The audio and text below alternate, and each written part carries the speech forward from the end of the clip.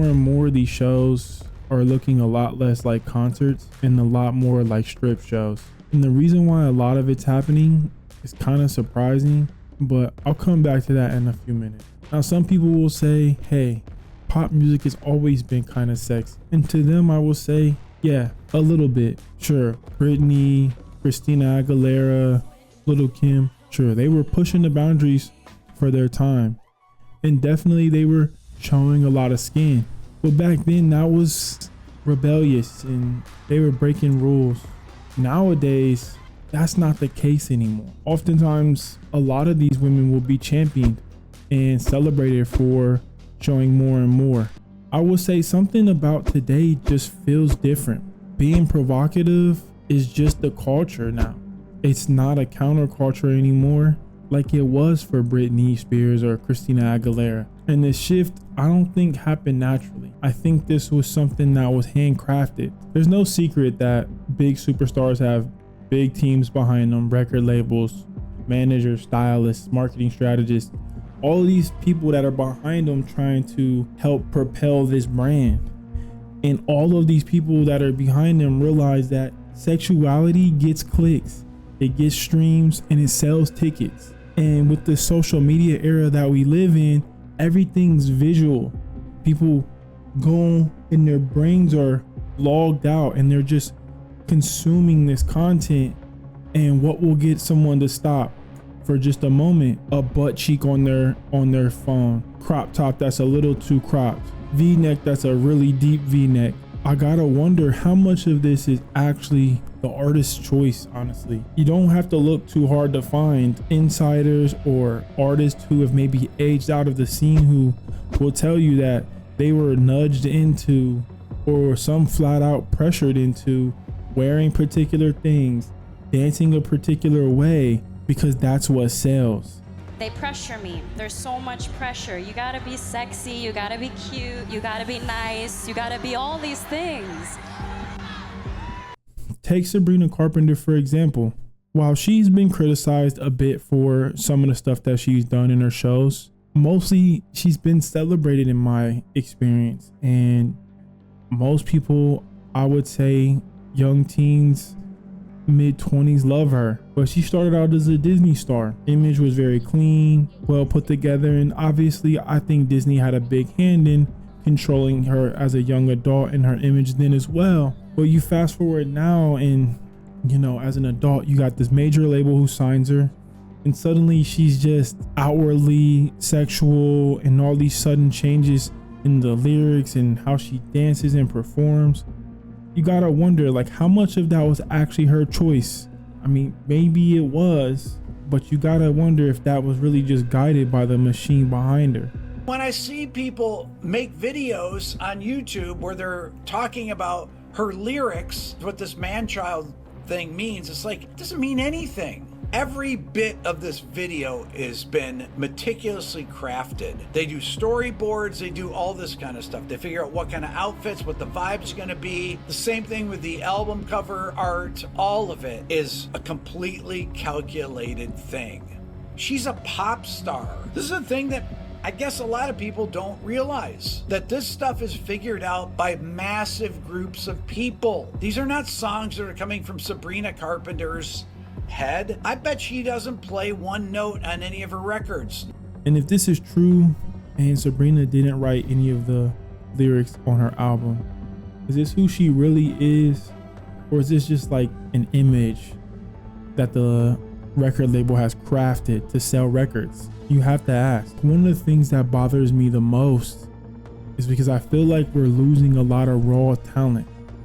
I scroll through my TikTok oftentimes and I discover young artists that are really gifted, you know, not a high follower count, but the music is good and the soul is there. But you gotta wonder if once an executive comes across it and or this music starts to really do well in the algorithm and people start to draw attention to it, and then some executive come and finds her or him and they start to craft a certain image and pull them off of TikTok and into this machine. You know, you look at Jessie Murph, who was probably a good example of this. I didn't really know who she was before she got big, so that's part of it. But when I look back at her music and I look back at her earlier TikToks, you know, her voice, her style, it's all honest and just genuinely authentic. Like, that is who she was. And while I get that she's a little bit older now and she's growing up, it's hard to look at that and be like, oh, this is what she is now. And you can see the concert performances and the clothes that she's choosing to wear, quote unquote choosing. And you gotta look at that and wonder, is that really what she wanted? Or did she just want to be famous and want to get her music out and seen by other people and make money doing the thing that she loves? And then some executive producer, you know, label took advantage of the fact that, hey, this girl has some popularity, already has some fame, and we can do this to make her more acceptable to the masses. I almost think there's no doubt that's exactly what happened. They gave her a more marketable image, sexified a little bit, and now she's a superstar. And you look at that and can't help but part of me be happy and excited for the fact that, hey, her music is out there, but also sad because we lost something in that. I think personally we've lost a lot when it comes to these artists that get put into this machine. And you gotta wonder, can the average artist even compete with that? And it doesn't just affect the artists themselves, because at the end of the day, they're adults. I'm not here to shame or make the artist feel bad about themselves, because that's not my position. But it doesn't just affect the artist. When the industry starts normalizing stuff like this, fans copy it. Young people watch it, mimic it. They want to dress like it.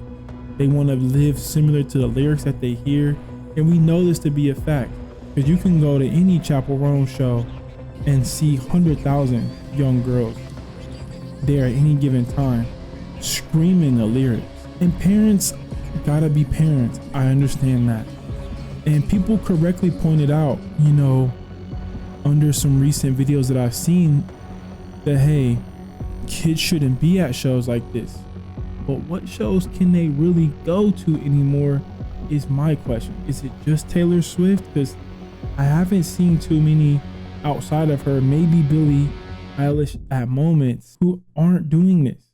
And I genuinely want to know, like, what artists aren't doing this? Like, let me know down below in the comments, like, what artists don't have this image now? Because I went through almost every artist in the top 40, and I can only name 2 or 3 who don't show way more than I would want my young daughter to see, or son for that matter.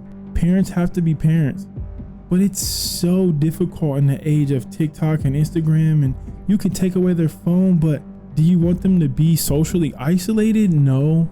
Do they not have social media? No. How much of that stuff can you really curate? How much of that stuff can you really stop them from seeing? I would argue you can't stop them from seeing everything. And I feel like sexuality as a whole being treated as the only way to make it is just detrimental to the society as a whole. Because what does it say about culture? What does it say about what we're building as a society? Is this what we're gonna really be?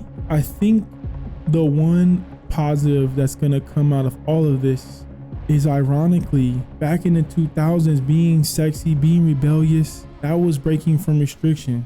But today, the real rebellion might be being more modest. And yet, we rarely celebrate that. But I think we're gonna start. And the reason why we don't is because the system just doesn't reward it. We're in this doom scroll, only attention grabbing, the most provocative stuff that we can find is what we're worried about. But I think that that's gonna change soon. I really do. Maybe I'm just being hopeful, but we gotta ask ourselves a big question. And I think this is an important one, because if true empowerment is your choice, then why do all the choices look the same? And again, I said it once, I'll say it again. I'm not here to shame artists for expressing themselves however they would like, but I really think we gotta ask ourselves, has the industry just turned female empowerment into another marketing strategy. Maybe the counterculture move today is not to go further, but actually to go back to a little less revealing, a little more modesty. So let me know what you guys think. Honestly, is this just artistic freedom and women empowerment, or is this just a big marketing scheme to get us all to pay attention to this stuff? I really want to know where you guys stand at on it. Let me know down below what you guys think and where maybe we can go next. Anyways, thank you guys for watching. Like always, you know what to do if you enjoyed it. Like, subscribe, all that good stuff.